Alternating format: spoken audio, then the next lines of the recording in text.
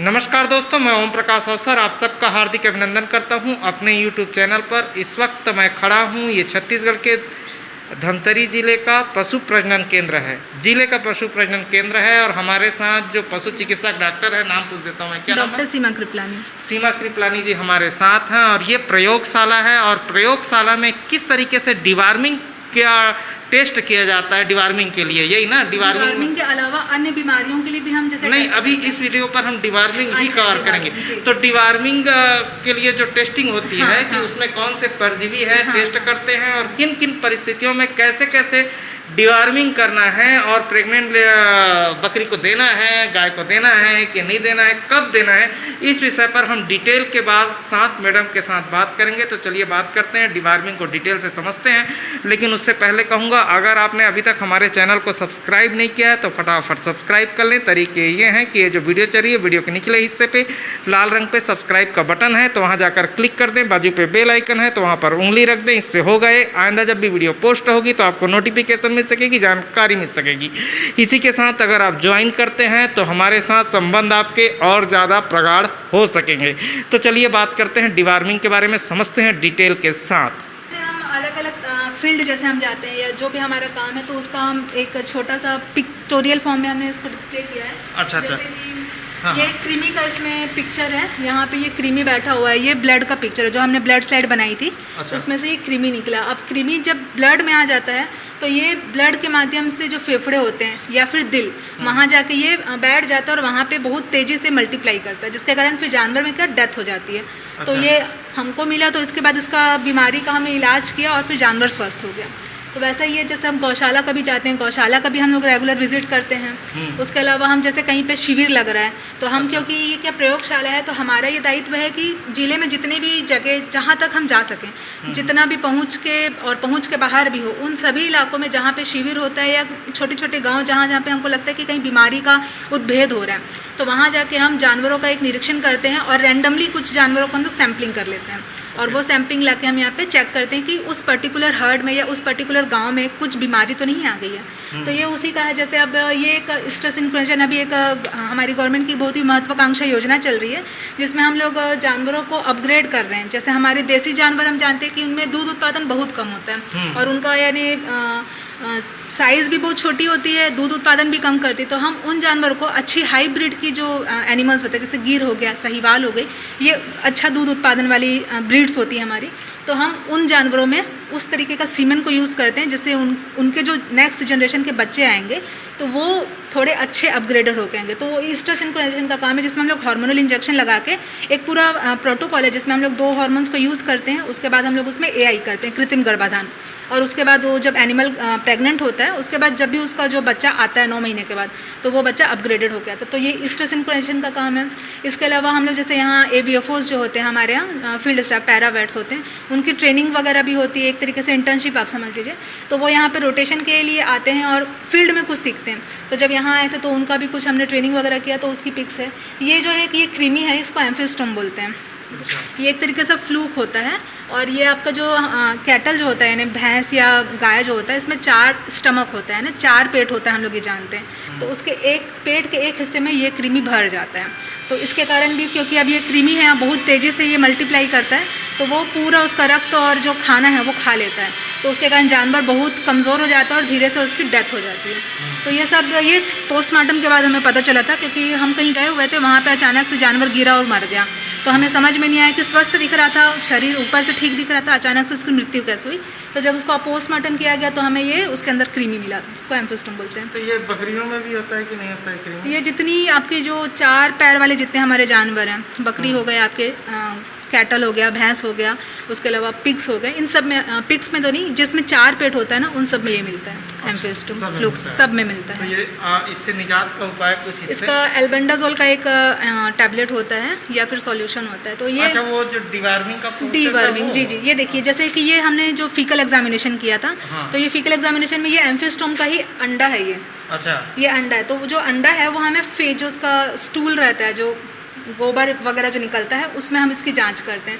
तो इसी कारण हम अलग अलग गाँवों में जाके अलग कुछ जानवरों का सैम्पलिंग 10-12 अपने हिसाब से उठा लेते हैं। कोई भी जानवर जो हमको लगता है कि हाँ इसमें कुछ पतला दस्त हो रहा है या उसका दस्त ठीक से, यानी जो उसका गोबर है वो ठीक नहीं आ रहा है, तो उन जानवरों से हम गोबर लेके आ जाते हैं यहाँ पे टेस्ट करते हैं। तो कई बार हमें इस तरीके से जीवाणु के जो अंडे हैं वो मिल जाते हैं। तो जैसे ही हमको ये अंडे मिलते हैं तो हम उस पूरे बर्दी में वो पर्टिकुलर दवाई को बोल देते हैं कि ये दवाई को आप पूरे बर्दी में खिला दीजिए। तो अच्छा, एक साथ पूरे गांव के बर्दी को खिला देते हैं? हाँ, खिला देते हैं। डिवर्मिंग एक साथ हो जाता है। अच्छा। अब इसमें बेनिफिट ये होता है कि अब डिवर्मिंग भी हमारे पास जो जीव होते हैं, परजीवी जो होते हैं पेट के अंदर, 3 तरीके के होते हैं। एक फीता कृमि होता है, एक अपना जो ये फ्लूक होता है, और एक जो होता है वो राउंड वर्म्स होता है। तो ये तीनों के लिए दवाइयाँ अलग अलग होती है। अब हम पर्टिकुलर जानवरों को तीनों दवाइयाँ एक साथ तो नहीं दे सकते, क्योंकि ये तो उनके स्वास्थ्य के लिए भी एक तरीके से खिलवाड़ी होगा। तो हम देख लेते हैं कि उसमें कौन सा परजीवी है जिसके कारण उसमें जो भी समस्या उत्पन्न हो रही है, तो उसी से रिलेटेड हम उनको दवाई दे देते हैं, तो पूरी समस्या ही निजात हो जाती है।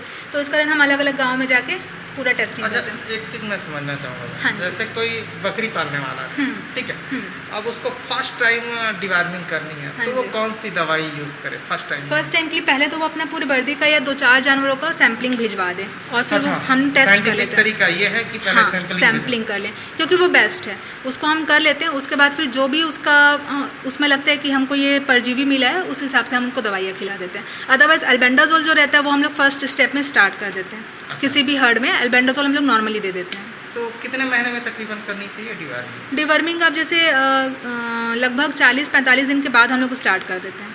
अच्छा, जो नहीं, जैसे आज कोई बकरी पैदा हुआ, आज हुआ, हाँ, तो उसके कितने दिन बाद जो पहला जो फर्स्ट डिवर्मिंग जो होगा वो दूसरे या तीसरे दिन हो जाएगा। उसमें हम लोग पिप्राजिन पिलाते हैं।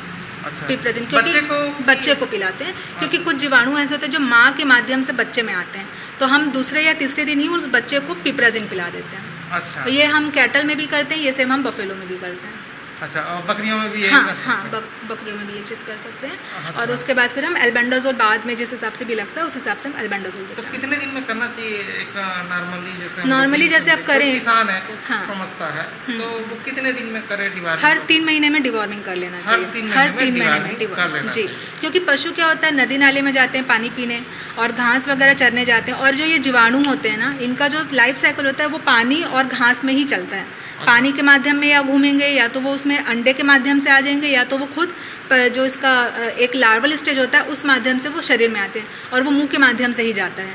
मतलब ये करना एकदम कंपलसरी है? कंपलसरी। इससे ऐसा होता है कि ना हेल्थ अच्छा भी रहता है, और दूसरा अगर एक बार जीवाणु हो जाता है उसका तुरंत और एकदम जल्दी पकड़ में आना भी मुश्किल होता है, क्योंकि जब तक वो मैच्योर नहीं होगा। कई बार क्या होता है, अंडे होते हैं, अंडे पेट में जाएंगे, वो रप्चर होंगे, उसमें से फिर लार्वा निकलेगा, लार्वा थोड़ा मैच्योर होगा, एडल्ट बनेगा, फिर एडल्ट जो होगा वो बाद में जब अंडे प्रोड्यूस करेगा तब वो जाके उसके गोबर में आएगा। तो ये एक लंबा प्रोसीजर हो जाता है। तो शुरुआत के कुछ टाइम पे तो पता ही नहीं चलता, और हमारे पशुपालक भाई बहन जो ऐसे होते हैं वो कई बार ऐसा होता है कि वो उस चीज़ को नज़रअंदाज कर देते हैं कि अगर गोबर हो रहा है पतला, तो वो ये सोचते हैं कि हमने शायद हरा चारा ज़्यादा खिला दिया, या अभी गर्मी ज़्यादा है उसके कारण से ये पतला गोबर कर रहा है, या और किसी अन्य कारणों से पतला गोबर कर रहा है। तो वो तुरंत उस चीज़ को भांप नहीं पाते कि इसके अंदर कोई परजीवी हो सकता है जिसके कारण इसको पतला गोबर हो रहा है। तो इस चक्कर में क्या होता है, जानवर का जो स्वास्थ्य होता है वो दिन ब दिन गिरते जाता है। तो इस चक्कर में हर 3 महीने में अगर करते जाएँ तो ये अच्छा रहता है, सेफ होता है। हर 3 महीने में करना चाहिए, जी।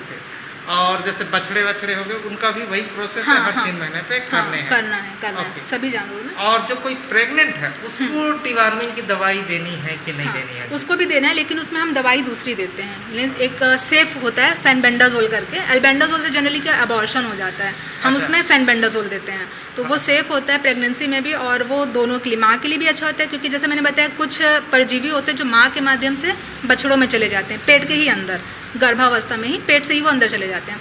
तो उस कंडीशन में जब हम माँ का ही डिवॉर्मिंग कर देंगे तो बछड़े भी उसमें जो हैं वो स्वस्थ रहेंगे। तो इस चक्कर में उनमें भी करना चाहिए, उसमें देना चाहिए। जी। और कुछ है मैम इससे? ये जैसे मैंने आपको ब्रूसेला टेस्ट बताया था, ये RBPT, इसमें हमने यानी ब्लड को पहले हम कुछ घंटों के लिए रखते हैं कलेक्शन करके, 12 घंटे जब कलेक्ट करके रखते हैं, तो उसके बाद ब्लड जो थक्का रहता है खून का वो नीचे बैठ जाता है, और उसके ऊपर एक लिक्विड बाहर आ जाता है जिसको हम लोग सीरम बोलते हैं। उस सीरम में हम लोग ये एक एंटीजन को यूज़ करते हैं, RBPT एंटीजन, और उसके बाद हम लोग ये टेस्ट करते हैं। RBPT पॉजिटिव टेस्ट है। हमारे कुछ इलाकों में यहाँ पे ब्रूसेला पॉजिटिव जानवर मिले थे, तो हम उन जानवरों को यहाँ से अपने हर्ड से उनको हटा दिया, क्योंकि ये बीमारी ऐसे कि एक जानवर से दूसरे जानवर में फैलता है, और जानवर से जानवर के ये इंसानों में भी फैलता है। तो ये हमने उन जानवरों को हटा दिया। तो ये उसका, ये जैसे इसमें दिख रहा है कि थक्का बन गया है, तो ये पॉजिटिव टेस्ट का निशानी होता है कि इसमें थक्का बन जाता है। अच्छा, जस्ट लाइक क्वारंटीन कह दें उनको। हाँ, उनको क्वारंटीन कर देते हैं। तो दोस्तों ये थी जानकारी धमतरी से डिवार्मिंग के बारे में। वीडियो अच्छा लगा तो वीडियो लाइक कर लें।